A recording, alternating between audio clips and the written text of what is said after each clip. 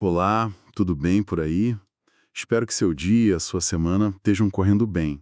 Bem-vindos a mais essa nossa conversa. Hoje a gente vai mergulhar num trecho de um livro bem interessante que faz a gente pensar. Segredos do Lugar Secreto, do Bob Sorge. O foco vai ser o capítulo 29, O Segredo da Coleta do Maná. Basicamente, queremos entender a ideia principal do Sorge sobre essa necessidade de buscar alimento espiritual todo dia, sabe? Algo pessoal, direto da palavra. E ele usa aquela imagem super conhecida do maná, lá no deserto, em Êxodo, para falar da nossa vida espiritual hoje. Ok, vamos desempacotar isso. Essa metáfora do maná, né? O alimento diário que não dava para estocar. Como isso se aplica hoje na visão dele? Olha, essa é a grande sacada do Sorge nesse capítulo. Ele pega essa história do manã que estragava de um dia para o outro, lembra? Êxodo 16. E ele, transporta isso direto para a nossa alimentação com a palavra de Deus. A ideia central é: o alimento espiritual também é assim. Tem que ser colhido todo dia. Aquela revelação incrível de ontem, o que a gente aprendeu semana passada, não sustenta hoje. Cada dia uma nova busca, então. Exatamente, uma busca pessoal diária. E ele amarra isso com o conceito do lugar secreto, certo? Aquele tempo a sós com Deus. Perfeito.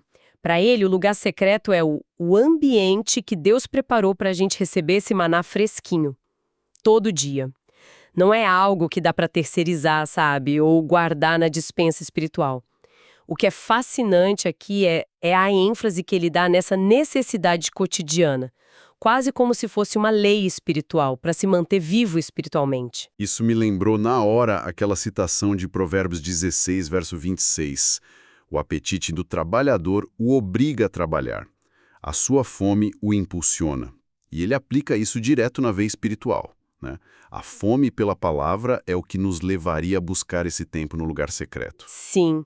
E se não tem fome? A gente não vai atrás do alimento, simples assim. Exato. E ele leva essa analogia da fome muito a sério.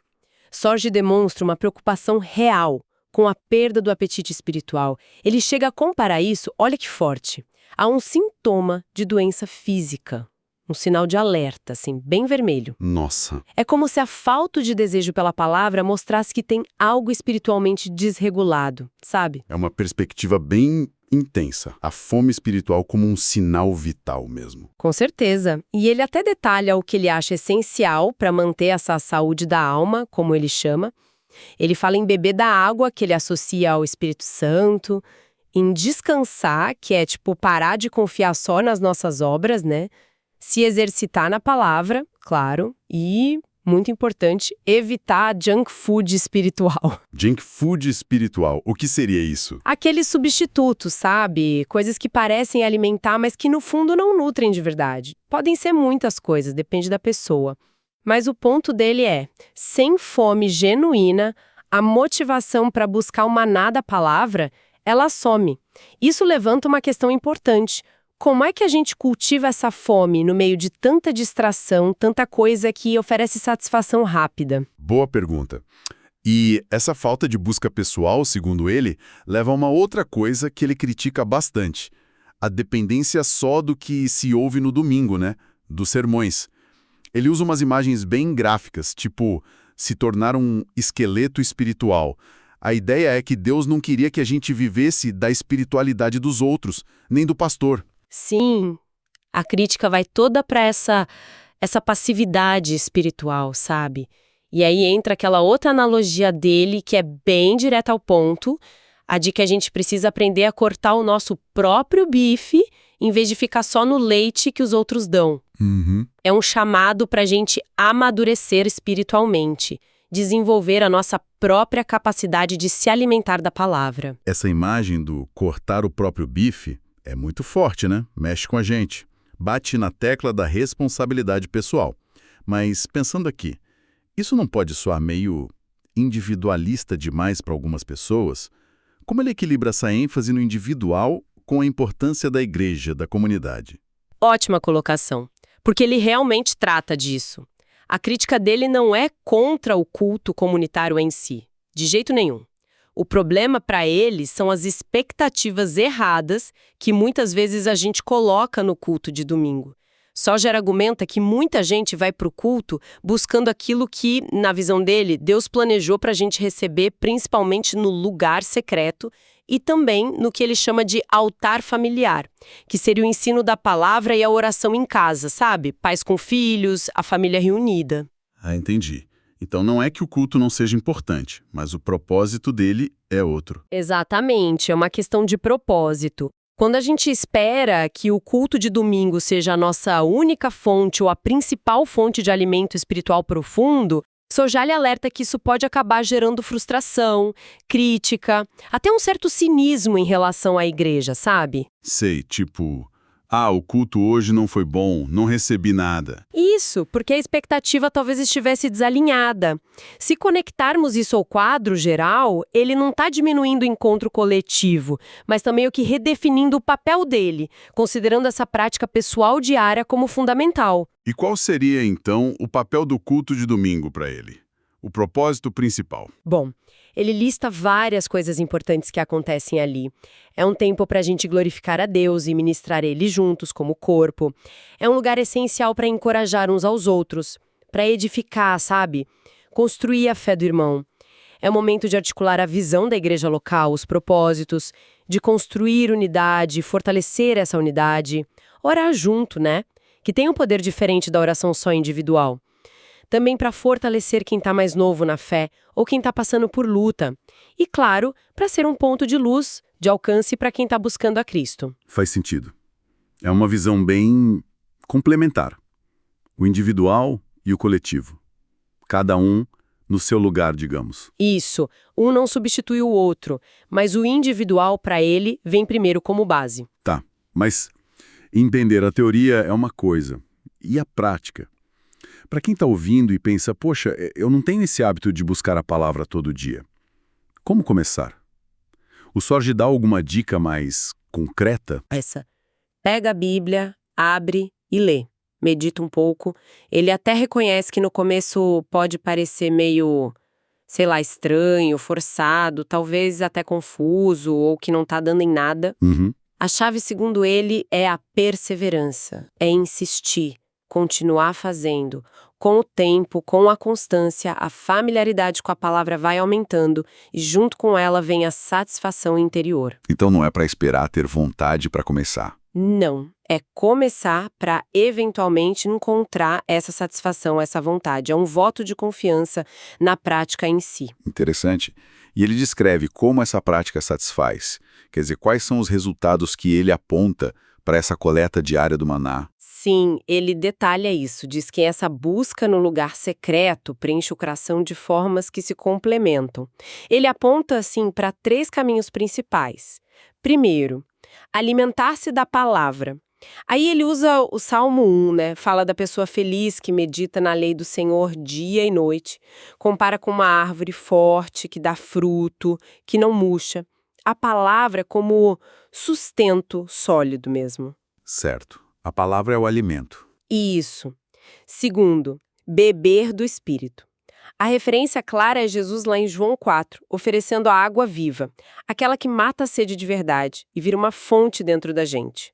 Sorge enfatiza muito que o Espírito é como a água que ajuda a descer o maná da palavra. Sabe? Não é só ler por ler, é ter a vida do Espírito agindo através da palavra que a gente lê. Palavra e Espírito juntos. Indispensáveis. Exatamente, inseparáveis para ele. E a terceira via é muito profunda. Qual seria? É cultivar um relacionamento de conhecimento direto com Deus.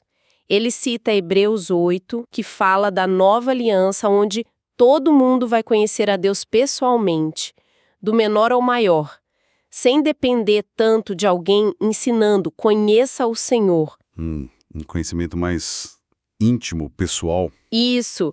A ideia é que o lugar secreto nos leva a um ponto em que o próprio Deus, pelo Espírito, se torna nosso professor principal. Cria uma conexão que é só nossa com Ele.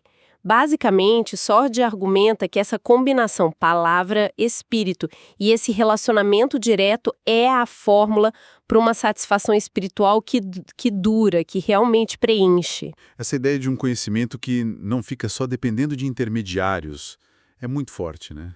E, para fechar o capítulo, ele conta uma história pessoal sobre isso, não é? Conta, sim. Uma anedota que, nossa, ilustra tudo isso muito bem. Ele conta que, como pastor, teve uma época que ele lia a Bíblia pensando muito em achar coisa para o sermão, sabe? Como alimentar o rebanho. O foco era outro. Era. Mas aí ele sentiu que Deus estava corrigindo isso, direcionando ele para mudar o foco, para ler a Bíblia primeiro para ele mesmo, para o sustento dele. Diário. Nas palavras dele mesmo era coletar maná somente para mim. Primeiro para ele. E qual foi o resultado dessa mudança? O que aconteceu? A descoberta foi surpreendente para ele. Ao fazer isso, ao se alimentar primeiro, o que ele depois compartilhava lá do púlpito parecia ter muito mais vida, mais unção, mais autenticidade e acabava nutrindo as pessoas de um jeito muito mais eficaz. Era o transbordar de algo que primeiro tinha enchido ele. Uau! Faz todo sentido. Então, o que tudo isso significa? Qual a grande lição que fica dessa história e do capítulo todo? Olha, a implicação para mim é muito clara. A força, a autenticidade, o impacto real daquilo que a gente compartilha espiritualmente nasce da nossa própria experiência, da nossa caminhada diária e genuína com Deus na palavra. O tal segredo que o Sorge repete é aprender essa arte, coletar o nosso próprio maná primeiro. A prioridade número 1 nessa visão tem que ser o nosso relacionamento com Deus, o nosso sustento individual. O serviço aos outros, o ensino, o encorajamento, tudo isso vai fluir de um jeito muito mais poderoso se nascer dessa fonte pessoal, sabe? Perfeito. Então, resumindo o que a gente conversou hoje. Baseado nesse capítulo do Bob Sorge, ele defende com muita convicção que esse tempo diário pessoal com a palavra, essa coleta do maná, não é um opcional, um luxo espiritual. É a chave para ter vitalidade, para ter saúde espiritual, para amadurecer na fé. É apresentado quase como condição essencial mesmo. Exatamente essa a ideia. E talvez, sabe, como um pensamento para a gente levar daqui, poderíamos pensar um pouco sobre isso de forma mais ampla. Será que em outras áreas na nossa vida, sei lá, intelectual, emocional, até na carreira, a gente não tem uma dependência muito grande de fontes externas, de alimento ou validação que vem de fora? E será que isso, talvez sem a gente perceber, não está limitando um crescimento nosso que poderia ser mais profundo, mais autêntico? Mas Fica a pergunta, né? onde mais a gente precisa aprender a coletar o nosso próprio maná, a desenvolver a nossa fonte interna? Excelente reflexão para a gente levar.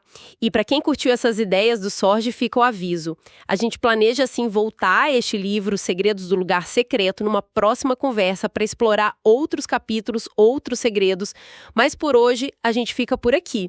Que Deus abençoe a todos nós.